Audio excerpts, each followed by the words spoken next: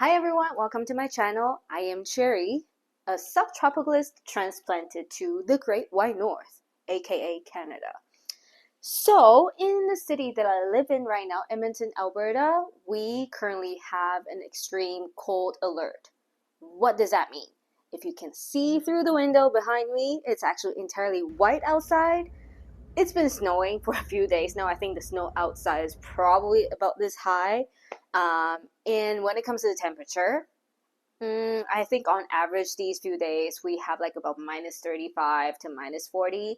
And from what I heard this morning when I woke up, with the extreme cold alert and the wind chill, I think it dipped down to approximately minus 50. I haven't gone outside yet, so I don't know how cold it is. I am indoor enjoying the warm weather, not warm weather, warmer temperature with my plants in my cozy pajamas. How do I grow plants, tropical plants, in a climate like this? Obviously, I have a lot of grow lights, humidifier, and the temperature is also centrally controlled, so the plants is not going to suffer in this type of extreme cold winter.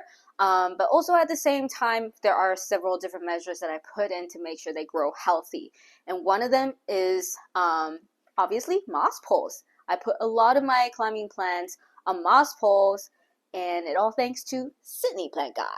I think it's because of him I am kind of running out of space for my plants on the pole. Some of them are growing larger and larger, and we do see a lot of success in the technique. So today I'll just use this opportunity to kind of show some of the plants that I have that are doing well on moss pole.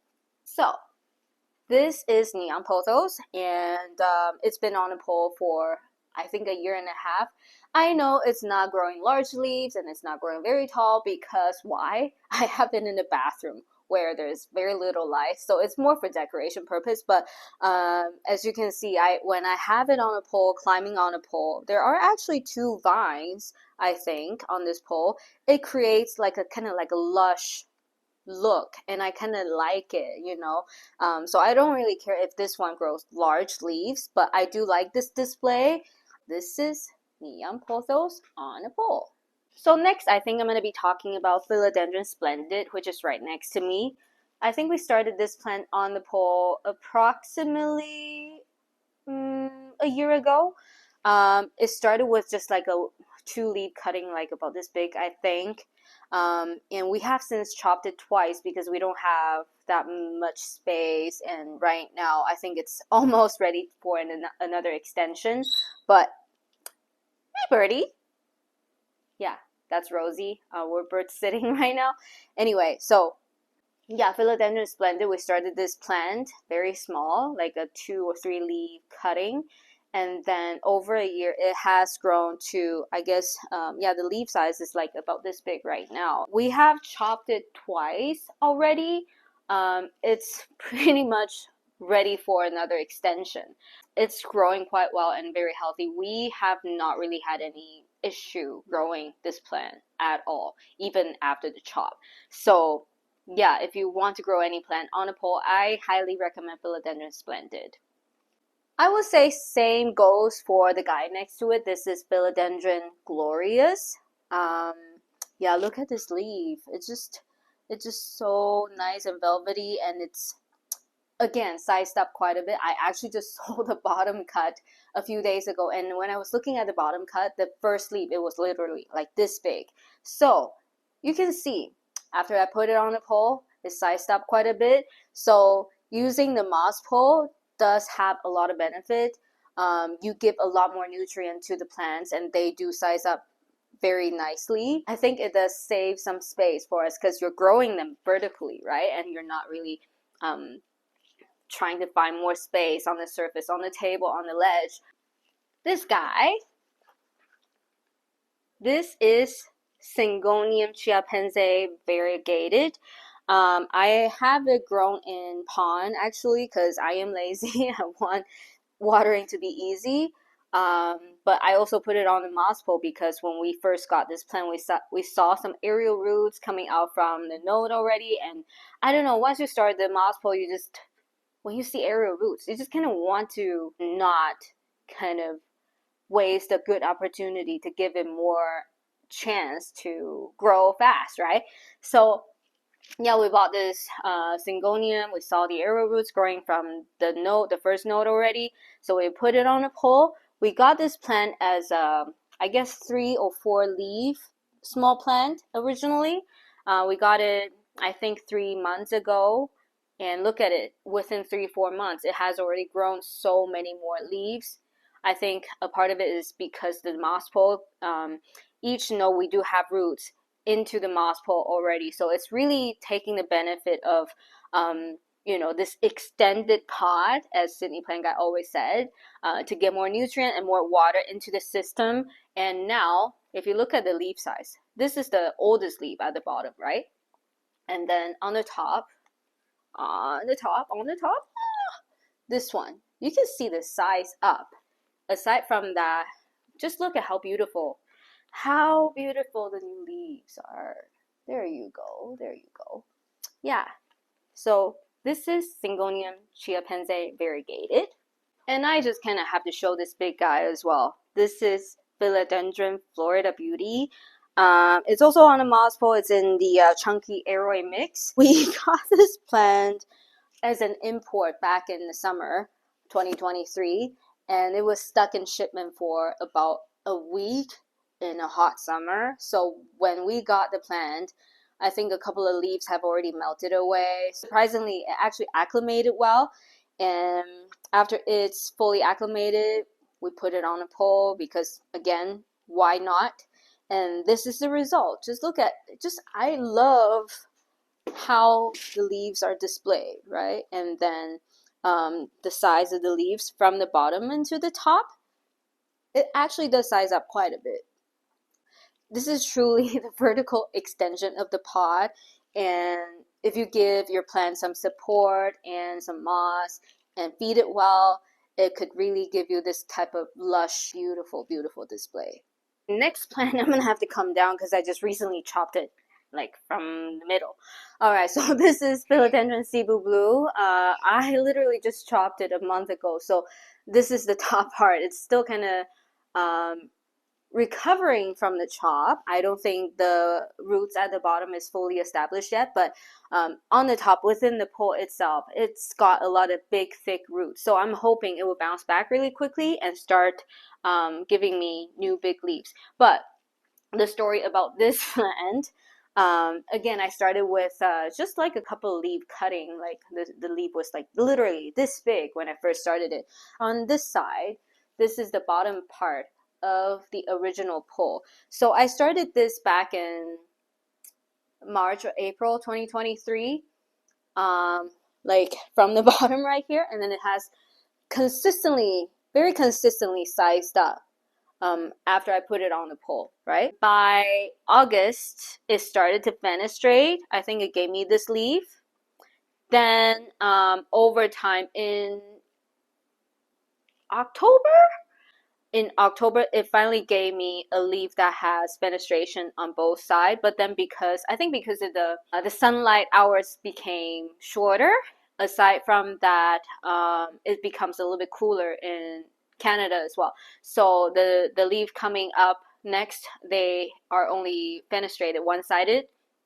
And the very top one, this was the one that came out in December, I think, because it was at the very top and it wasn't actually getting enough sunlight and it was colder. So as you can see, the size of the newest leaf is significantly smaller than the last one. So that's the whole reason why I had to chop it and let it continue to climb. And the pole itself, I was using the small D-shaped pole. It's grown quite well. If you feel the pole itself, it's really, really solid because it's really full of roots right now within the side of the pole. The top pole right here, it was obviously stacked up top, but then I just kind of chop it from the middle and then kind of stack them side by side together. And put a big pole on the top, hoping that the two vines will continue to climb up and create a more lusher look. And again, where did I learn this from? Sydney Plant Guy. And one honorable mention is this Scindapsus exotica on the pole. We're not really growing it for big leaves per se. We just kind of wanted to experiment to see how it looked. But you know what? I love how it looks. I love the shingling look. There you go. So when it comes to the poles that we do use this D-shaped plastic sheet moss pole. They are very easy to find nowadays. You will very likely be able to find them in your local plant shop, or if you go on Amazon, I think you might be able to find the listing. There are different sizes. They have the mini one, the small one, medium size one, large one. So the Philodendron Splendid I have right here is actually on a small size pole, and the Glorious is on the medium pole. On the top, these are all large poles. So there are different sizes to choose from. I think the only thing I don't quite like about them is they're not quite long enough. So like every couple of months or 3 months, for faster growing plants, I do need to extend the pole, so there's more work for me to do. I am thinking about maybe trying some other methods. So if I do figure it out and have some success, I probably will share on the channel as well. And to continue to talk about the type of moss poles, we actually tried different ones before, because obviously, at the beginning when you're in your plant journey, you want everything to be simple. You don't want anything too complicated. You don't even know how far you're gonna carry this hobby forward, right? So I actually tried, with the very regular, very very basic, the bamboo stick, and then I realized it's not going to help much, but to keep it up, keep the plant up, you're not really giving the plant a chance to root into the medium, and you're not really giving it some extra nutrient or even moisture. So bamboo stick very quickly got eliminated from the moss pole journey.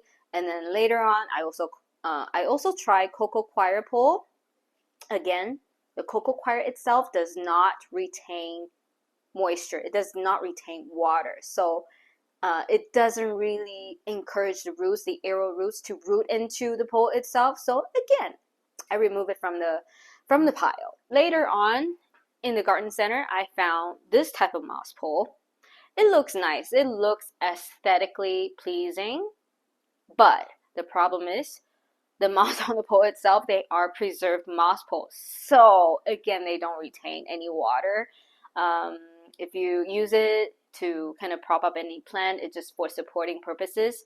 The plant is not actually getting any nutrient from this. So I kind of just eventually use it for something else that I don't really care about rooting into the pole. Another type of moss pole that we've tried is what I have in my hand.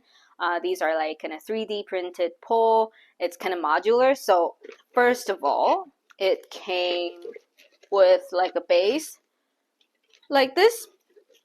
And then if you want to extend it, you just like put another extension on it like that. There's actually another part on the top that you can use as kind of like a funnel and let the water drip down, and that's how you water the pole. Personally, I do find that watering method kind of slow, and I don't think it watered the moss thoroughly. So it also kind of makes the moss dry up very quickly. I don't know, like this type of pole. So we don't quite like it. We didn't find a lot of value from this type of pole. The plant that we put on this before, it was a Philodendron varicosum actually. It didn't really root into the pole successfully, and the leaf size didn't really increase that significantly. So we just kind of pulled it from this pole and we restarted it on another D-shaped pole, and just kind of retired this entire set. So I don't know, maybe there is something that we were not doing right, so we're not getting the full benefit of this pole. If you have any insight, feel free to let us know, and maybe I'll give it a try again. And there you have it. These are the plants that I have on moss poles and are doing well in this extreme cold winter here in Canada. And I hope you enjoy it. Thank you all for watching, and I hope to see you guys soon. Bye!